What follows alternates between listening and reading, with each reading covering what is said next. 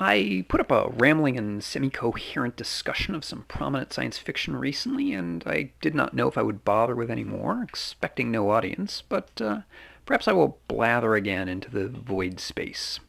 Readings on a theme, anyway. This time, The Tangled Lands by Paolo, Bacigalupi, and Tobias Buckell. Were I capable of reading novels as mere novels and not picking them apart the way I do, I would enjoy them more, mostly. There's some novels from which I derive more enjoyment, given my method of reading, but overall, it'd be easier if I made it easier on myself. Oh well.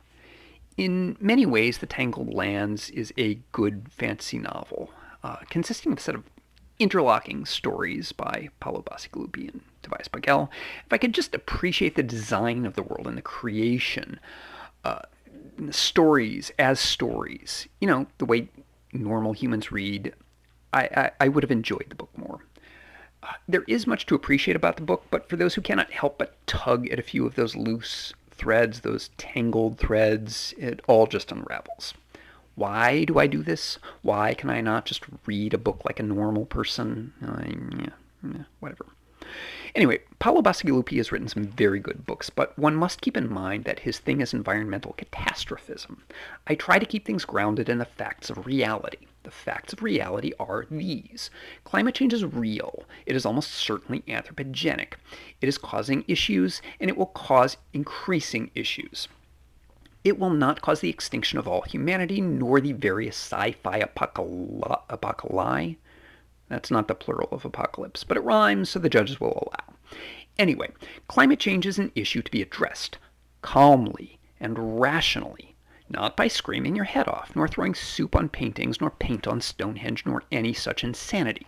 Apocalyptic rhetoric taken too far is crazier than denial and statistically associated with certain other unfortunate trends, all of which is to say everyone is crazy and I have a headache. My point is that Bacigalupi is prone to hair-on-fireism. He is, however, a very skilled writer, and he has written some very good books. There is a range of science fiction novels on climate change. I recently read Cat Valente's The Past is Red, which had some charm but was basically just snarky Waterworld. On the good end, there was Neal Stephenson's Termination Shock, because Neal Stephenson always does it best. On the worst ever end, there was Kim Stanley Robinson's Ministry for the Future, which was so bad I couldn't finish it. The less said about that, the better, although maybe someday. Anyway, and then there's Paolo Bacigalupi. Despite his penchant for immolating his pili, apologies for the Latin, two of his novels rank among the best, The Wind-Up Girl and The Water Knife. Wind-Up Girl is a distant future tale that leans hard on climate catastrophe, along with disease and genetic engineering, and while it is not even remotely plausible, the world building, the characters, and the story are all brilliant. Highest praise for the novel. Read it, obviously. The Water Knife is more realistic, albeit less creative in the world building, but it is an outstanding novel in its own right. On the strength of these two books, Bacigalupi has been on my radar for a while, even if he is a bit panicky for my taste. A couple of his other books are somewhat interesting, but inessential in my opinion. Read The Wind-Up Girl and The Water Knife, obviously, if you have not. Anyway, on the strength of those two books, I come to The Tangled Lands, co-authored with Buckell, with whose work I have no familiarity, but anyway, this one is interesting, so we'll get into it. The fantasy world in question has magic, but anytime magic is used, it causes the growth of bramble, which is not mere bramble as you think of it. Instead, it is a nigh unkillable spiky vine that will, if it touches you, put you into a death-like sleep from which you will probably never awaken. Your body will just be eaten by pests over the course of however long. A spell here, a spell there, and there's a bit of bramble that can be chopped down, but which will grow back. That's a manageable problem, in principle. When everyone casts supermassive spells all the time, you get bramble apocalypse, which is exactly what happened to the old empire. Most of the stories take place in Kame, which used to be a backwater before the old empire collapsed. It is against the law to cast spells, since priority number one is keeping the bramble in check. Of course, people cast spells surreptitiously, and the mayor has his, the word is magister, who is the one guy allowed to perform magic. Everything centers on the problem of containing bramble and really keeping everyone from going spell happy. Magic and bramble are not even remotely veiled metaphors. Magic is a metaphor for fossil fuel, and bramble is climate change. Some metaphors have subtlety, and some bash you over the head with a sledgehammer. We are in sledgehammer territory, but there are some real problems with the metaphor. Those problems will be the primary thrust of my comments this morning once I get through my preliminary observations and grumbles. On its own, in isolation, the world is detailed and well constructed. The politics don't really make much sense, but the concepts are interesting, and some of the stories are better than others.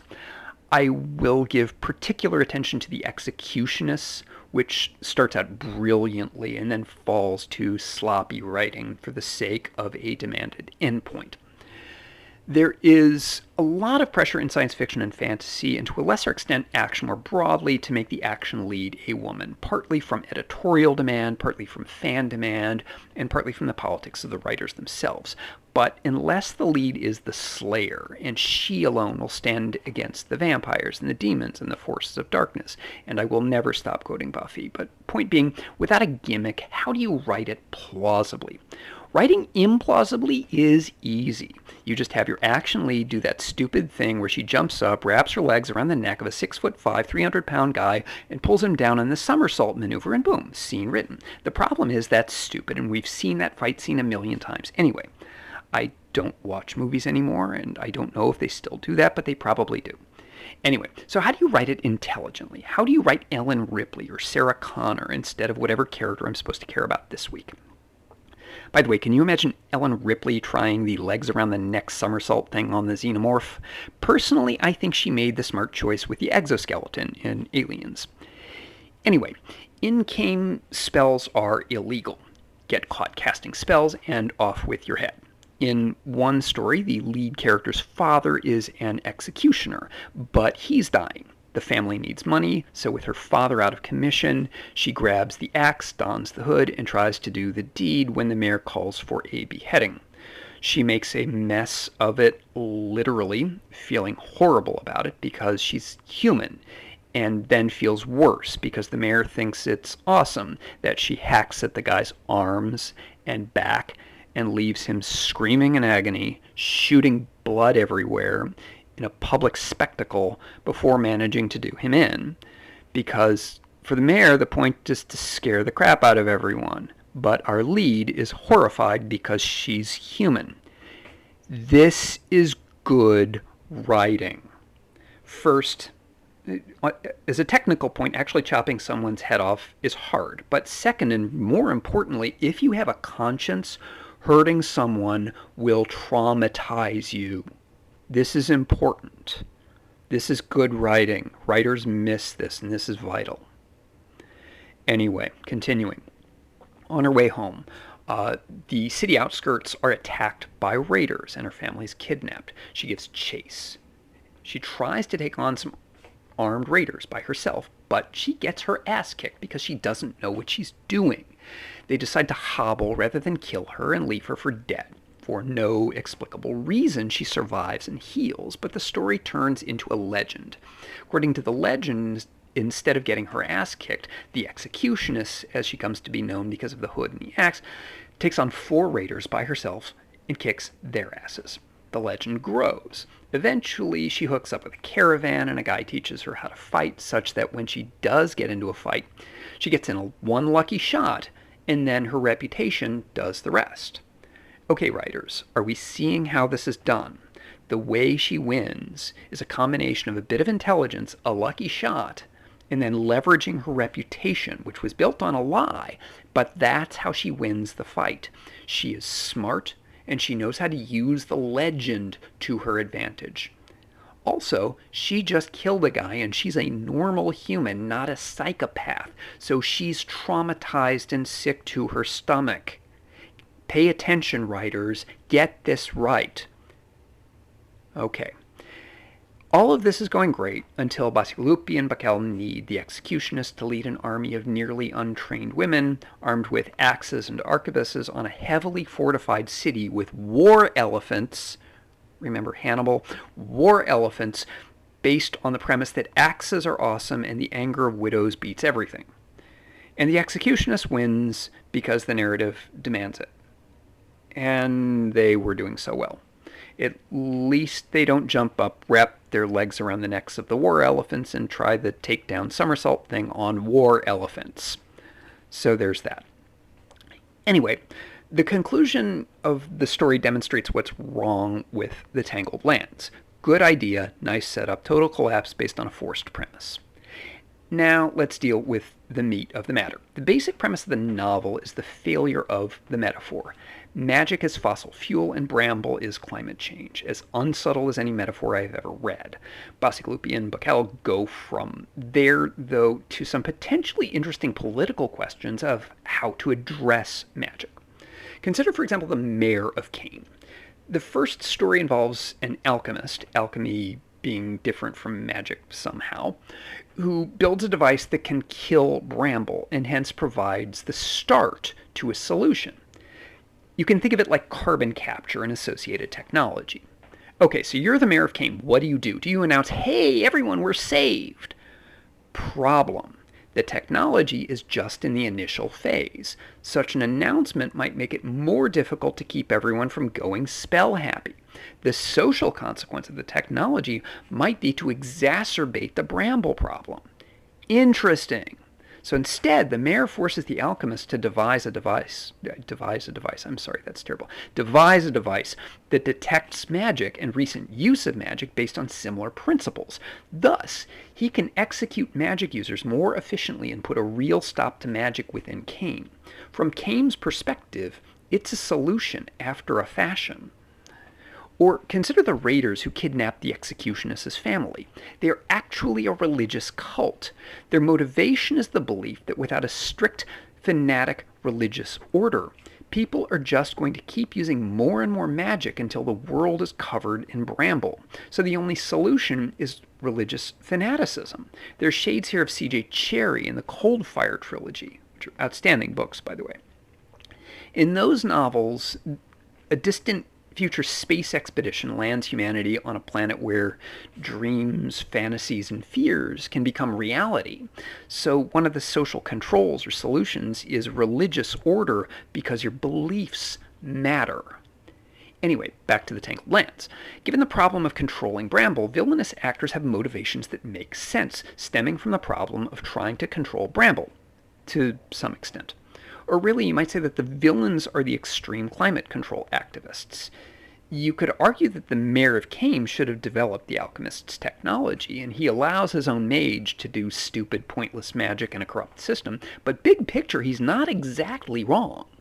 Where it all falls apart is the metaphor itself, and this speaks to how a certain segment thinks of fossil fuels, industrialization, and climate change. The world in the novel has magic, but is otherwise a basic medieval world, pre-industrial, and with no real medical technology to speak of. Magic can be used for medicinal purposes, since they have no scientific medicine, but beyond that, the primary uses of magic are really pointless and stupid. As for example, the Mayor of Cain has his magic man use magic to build a bridge across a river to Lesser Cain. Y'all know that building a bridge was the thing that we could do here on Earth like thousands of years ago, right? Now, building a bridge across a river like the Mississippi at its widest point would have been difficult to a medieval society, but we're not talking about that if the river splits two sides of a city where they were just running ferries to keep it operating as a semi-unified city. That's a thing for which you do not need magic. The things for which these people are using magic are not, generally speaking, the stuff for which you need magic. Even the medical applications require no magic. Tuberculosis, antibiotics, not a problem anymore. Kids with clubbed feet, Surgery, no need for Greek tragedies, nor clawing out your own eyes, nor pseudoscientific principles named in remembrance by cigar-obsessed hacks. The things they do, which are necessarily magical, are pointless, like they make floating castles. Okay, cool, but who cares? They may be cool to see, to look at, but in terms of quality of life, who cares? So here's the real problem. There's a big difference between magic in the Tangled Lands and industrialization. The uses of magic in the novel fall into two categories. Category 1, magic that is pointless and does nothing to improve standards of living.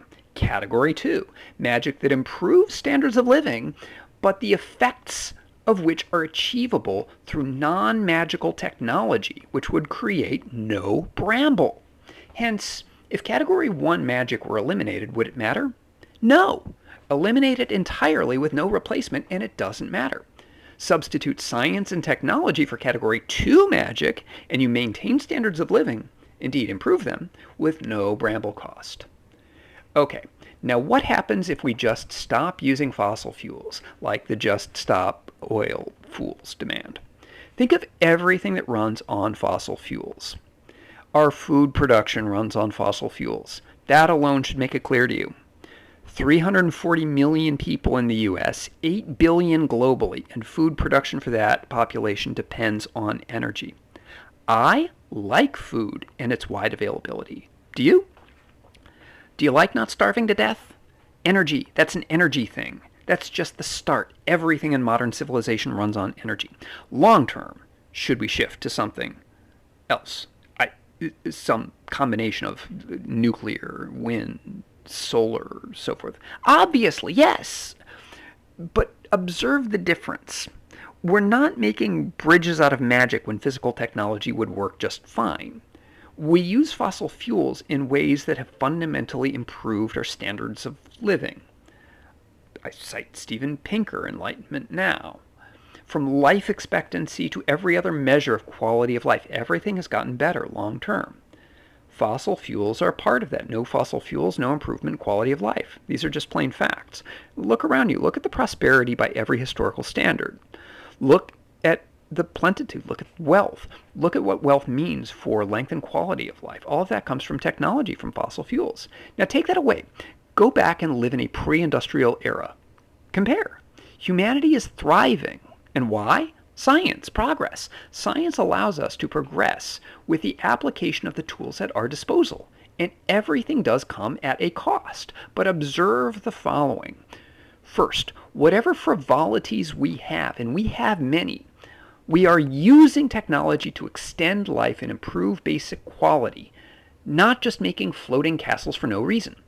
Second, we have no alternative to fossil fuels at scale, which means that for the outcomes we seek, it's fossil fuel or reversion. Third, we actually are doing research on alternatives, although curiously, the same people most interested in these issues are not on board with, for example, nuclear energy. Okay, don't put them on fault lines. These are solvable problems. Also, when those who develop battery technology that could reduce dependence on fossil fuels take unrelated political positions that the activists don't like, they turn on the technology, which might perhaps be a consistency problem. Anyway, every Malthusian prediction since Tommy himself has failed. And why? Technology. If you turn on the technology that solves a Malthusian problem, where does that leave you? A demand that we reject technology itself, a worship of the primitive. And observe how consistent that is among those who take the most alarmist positions rather than the stance I am taking, worship of the primitive. We should seek a life less technological, closer to nature, and mimic societies that are closer to nature, less developed. Why? They have harder lives, less pleasant lives, and they die younger, all preventable. No. Why would I want that? Why would you? You don't. Or you'd move to a yurt out in the middle of nowhere, drink yak's milk, eat yak meat, and both heat your yurt and scent it with the smell of your morally pure farts. Your teeth will fall out and you'll die young. Not me, thanks. I want a long, healthy life, and I want that for as many people as possible. That comes from technology, and that requires energy.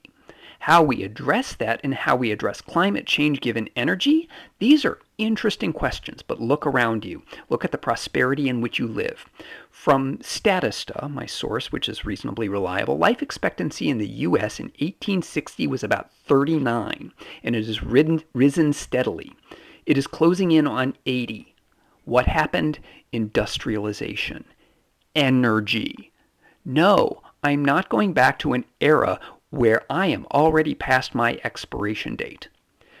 Technology, energy. This isn't a floating castle, it's life. If Paolo and Tobias want to go live in that yurt, they can do that.